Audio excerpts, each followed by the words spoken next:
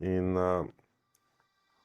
ko spoštuješ sebe, kaj si želiš, spoštuješ partnera, kaj si želi, takrat se rodi ljubezen.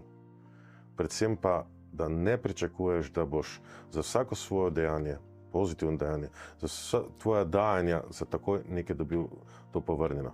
Se boš, avtomatsko, ampak brez pričakovanj. Zanimiva tema spet, ki jo zdaj odpiramo, je, kako dajati v odnosu brez pričakovanj in kako zaupati to, kar si zdaj rekel, da se bo nekoč nekje vrnilo. Ali pa, da se sploh ne rabi vrniti. Ne rabi se. Ker s tem, ko si dal, si sebi naredil tako ali tako največjo uslugo. Če vidiš, da to, kar si dal, da je to bilo nekje kot seme posejano in da je rodilo in da je to usklilo in da nekdo od tega res nekaj odnesel, je to največja nagrada. Ne rabim telefonskega klica ali pa ne rabim stiska rok ali pa objema, hvala ti za to, kar si dal, zato ker že sam vidim, da kar sem naredil, sem dobro naredil in to je moja osebna rast.